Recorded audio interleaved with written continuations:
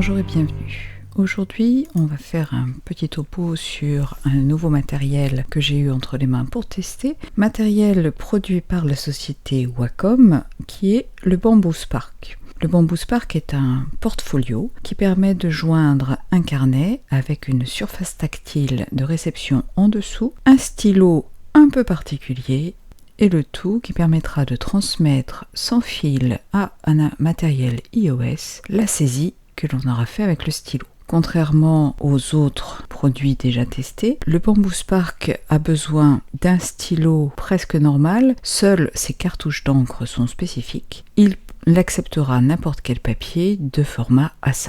À partir du moment où le papier est en contact avec le fond du portfolio, tout ce qui va être écrit avec le stylo sur le papier sera ensuite transférable vers l'iPad. Le modèle que j'ai eu en main s'appelle le Folio pour iPad Air 2. Comme vous le voyez, il présente une rigole sur le côté ainsi qu'un découpage à l'arrière pour la caméra et il est donc prévu de mettre directement l'iPad dedans. Vous trouverez les différents modèles vendus sur le site de Wacom. Donc là par exemple vous avez le Smart Folio avec une pochette qui permet de glisser éventuellement un téléphone dedans. Le Smart Folio avec étui pour tablette qui permet de faire rentrer une tablette de taille inférieure à celle de l'iPad. Et le modèle que j'ai testé, donc le Folio intelligent avec clip pour iPad Air 2. Les prix sont identiques, 160 € en moyenne pour chacun de ces exemplaires. Parmi les fonctionnalités, nous allons y revenir, deux possibilités, la saisie avec l'iPad connecté en direct ou bien la saisie sur la mémoire de l'appareil. L'appareil par lui-même est le portfolio, c'est-à-dire que le capteur est situé sous le papier. Il n'est donc pas possible de prendre simplement le stylo et le calepin, il faudra transporter l'ensemble. On va déballer le Bamboo Spark, donc une fois qu'on a retiré le capot, on trouve l'objet par lui-même ainsi que sa pochette contenant des instructions relativement sommaires ainsi que les cartouches de rechange et le câble micro USB. On va se tourner vers le portfolio lui-même, donc il faut bien sûr le déballer. À l'intérieur, il y a diverses mousses de protection. Le portfolio par lui-même est en une structure plastifiée, mais avec un effet un petit peu tissé, bicolore, un côté brillant, un côté mat. Une fois qu'on enlève la mousse de protection, on trouve l'emplacement pour l'iPad, qui est relativement limité, ainsi que le découpage pour la caméra. Au centre, l'agrafe tient le stylo en place. Et il y a le bouton du capteur qui sert d'une part à repérer la connexion et d'autre part à lancer une synchronisation. Le bloc-notes fourni fait une trentaine de pages, c'est du papier blanc, strictement normal. Il faut savoir qu'on ne peut pas mettre n'importe quelle épaisseur de papier sous peine de perdre le contact. Le système d'agrafe est relativement sommaire, mais l'ensemble tient bien.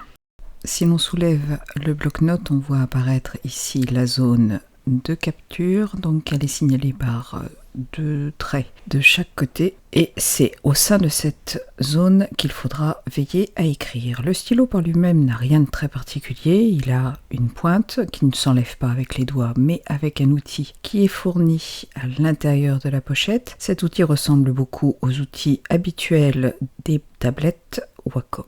Deux cartouches sont également disponibles et ensuite il faudra les acheter directement sur le site en ligne, je ne les ai pas encore vus sur Amazon. Donc là pour retirer la cartouche, ça n'est pas très compliqué. L'iPad se met en place très facilement, il suffit de le glisser d'un côté puis d'appuyer sur l'autre tranche pour le clipser.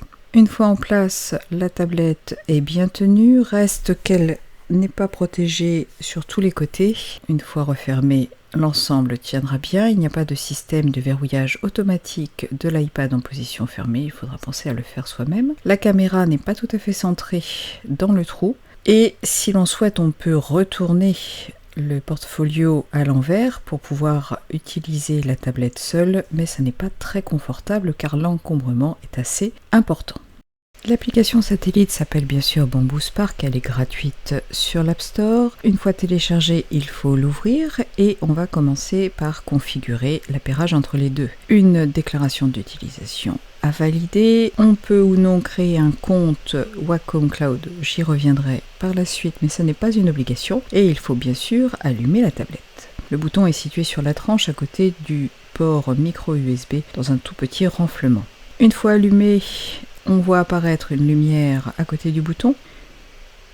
Une liste d'appareils compatibles apparaît. Bien évidemment, il n'y en a qu'un ici. Vous voyez la lumière clignoter en bleu, qui est le signe de l'attente de l'appairage Bluetooth. On va valider le choix.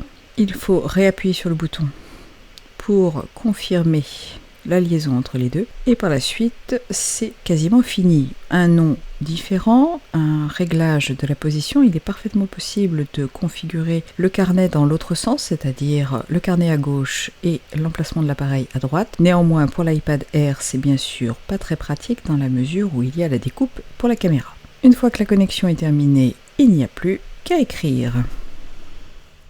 Je vais écrire une ligne pour envoyer ensuite ce qui a été saisi sur l'appareil. Il faut appuyer sur le bouton de synchronisation. On voit apparaître la petite indication de téléchargement du document que l'on va retrouver ensuite dans la bibliothèque. L'appui du bouton provoque à la fois le téléchargement et la synchronisation entre l'iPad et la machine, mais également envoie une indication de changement de page. C'est le même bouton qui fait tout. Il y a possibilité de toute façon de fusionner en cas de mauvaise manipulation les pages entre elles. Donc voici ma première note et ça c'est la deuxième page. Il s'agit en fait d'une même saisie sur une même feuille, mais j'ai appuyé sur le bouton, ce qui a provoqué la division. L'application Bamboo Spark est assez limitée. Vous avez d'une part une option pour dessiner qui veut dire en fait écrire et pour ce qui est de la division de la page. Je reviendrai après sur la division de la page, on va plutôt s'intéresser à la fusion. La page 1 et la page 2 sont donc en fait une seule et même page, donc je vais cliquer sur sélectionner, associer les pages et demander à les regrouper. À partir de là, je n'ai plus qu'une seule et même note. S'il est possible d'effectuer une rotation, elle est artificielle, c'est-à-dire qu'elle ne se fait pas si vous écrivez en travers sur le papier. Le bouton bibliothèque, bien sûr, permet de retourner en arrière et on va regarder le bouton diviser. C'est une fonction un petit peu originale qui, en fait, permet de visualiser la chronologie de l'écriture et de la saisie au fur et à mesure. Cette chronologie n'est pas exportable, il s'agit d'un format qui est propre à l'application Bamboo et dès que vous envoyez la note vers une autre application, cette chronologie va disparaître. C'est grâce à cette chronologie que l'on peut, par exemple, créer artificiellement un changement de page à un endroit qui n'avait pas été signalé. Donc là, par exemple, je vais cliquer sur diviser. Et si je retourne dans la bibliothèque, j'ai bien la dernière phrase qui est indépendante. Lorsque l'on réalise la division, chaque page garde sa propre chronologie. Donc là, j'ai la chronologie uniquement de cette page-là. Et si je reviens sur la précédente, j'ai conservé également la chronologie. Donc il n'y a aucune possibilité d'exporter en vidéo ce que vous avez dessiné ou saisi. Pour ce qui est de la notation à proprement parler, ça reste du grand basique. Donc en gros, vous faites une saisie, il n'y a pas de changement de couleur ni quoi que ce soit, et vous avez à l'inverse une gomme. Une fois qu'on a terminé, on clique sur terminer. Les derniers boutons, bien sûr, la corbeille pour supprimer, la rotation, nous l'avons vu, et le retour à la bibliothèque. Côté paramétrage, il n'y a pas grand chose. Le Bamboo Spark est référencé avec la date de la dernière synchronisation, la version du firmware, le niveau de la batterie, la modification du changement d'orientation et l'activation ou non de la synchronisation en arrière-plan. Bamboo propose un compte qui est gratuit. Ce compte qui est raccordé directement au Wacom Store permettra de synchroniser entre différents appareils le contenu de la bibliothèque. Il est possible d'activer la synchronisation de façon automatique ou non. L'appareil fonctionnant et l'application fonctionnant de toute façon de même manière avec ou sans la connexion, et on peut également activer la synchronisation cellulaire. Côté support, il n'y a pas grand chose, vous allez pouvoir commander directement vos cartouches d'encre et au niveau autre application, la seule proposée est Bamboo Paper qui va permettre de récupérer une image que vous allez pouvoir modifier grâce aux outils de dessin. Comme vous le voyez avec le petit indicateur de nuage, on voit lorsqu'il y a une activité qui est en cours. Je l'ai dit, le Spark fonctionne sur le principe de la détection de la pression de la pointe sur la feuille de papier et c'est ce qui permet d'utiliser du papier normal.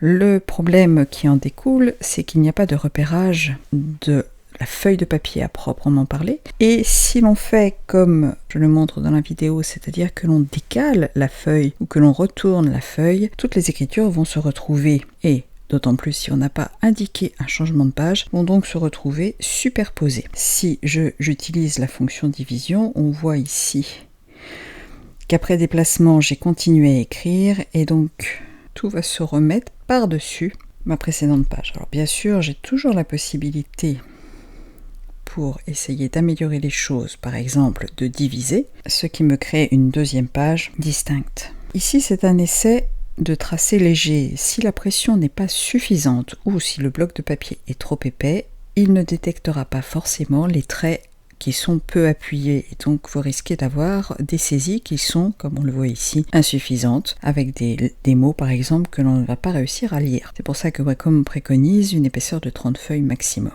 Impossible de travailler sur un format au-dessus de A5, et on ne peut pas utiliser un crayon à papier à la place du stylo.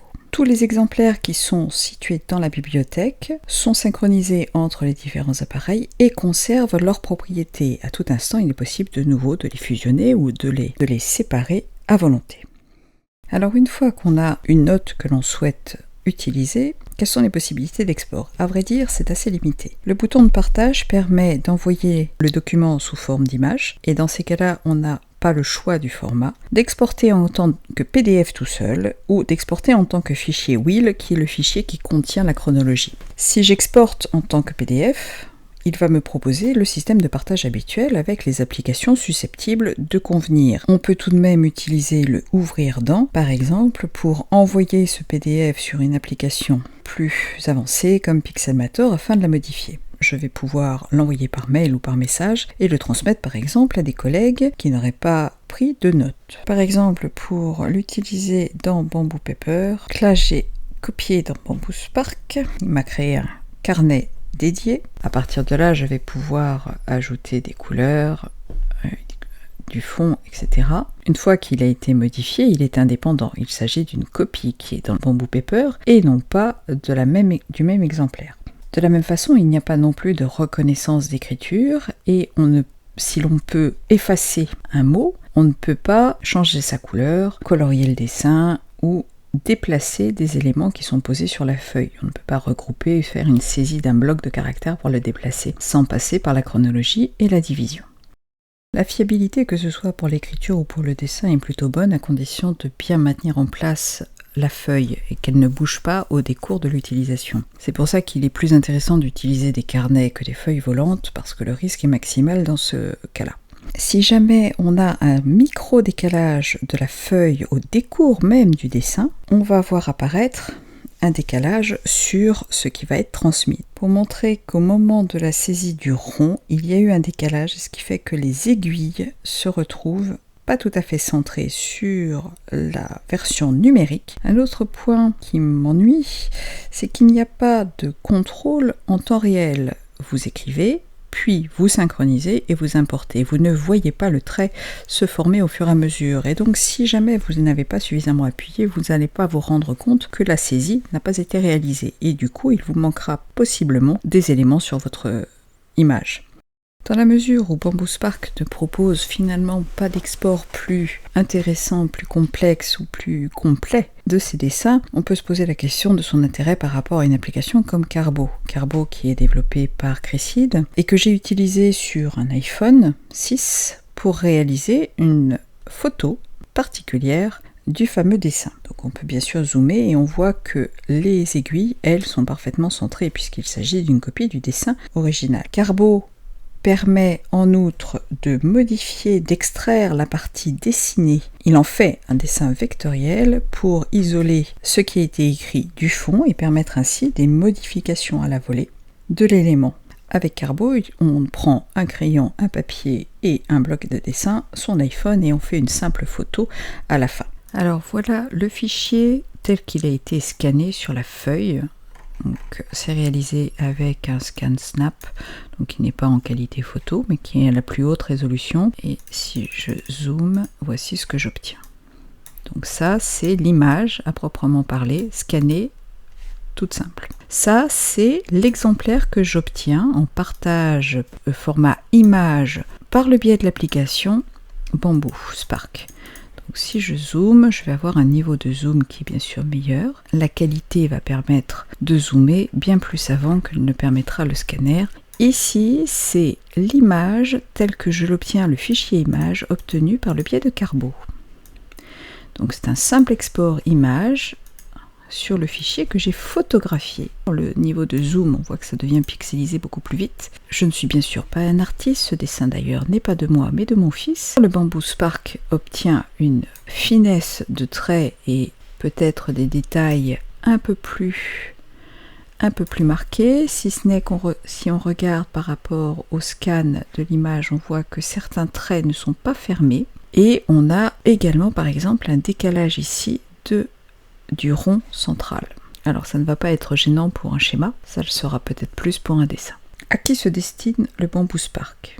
À tous ceux qui ont une certaine allergie au dessin sur l'iPad, à tous ceux qui aiment crayon et papier mais qui souhaiteraient en avoir une copie facile et immédiate, à ceux qui éventuellement n'ont pas envie de sortir l'iPhone pour réaliser une photo. Il est vrai que si vous êtes dans un endroit mal éclairé, le résultat de la photo sera bien moindre. Le Bamboo Spark garde des avantages, mais il n'a pour l'instant, à mon goût, pas la fonction qui permet de dire qu'il est indispensable, en sachant que la porte est grande ouverte à toute l'amélioration logicielle qui pourrait en faire un outil fort utile.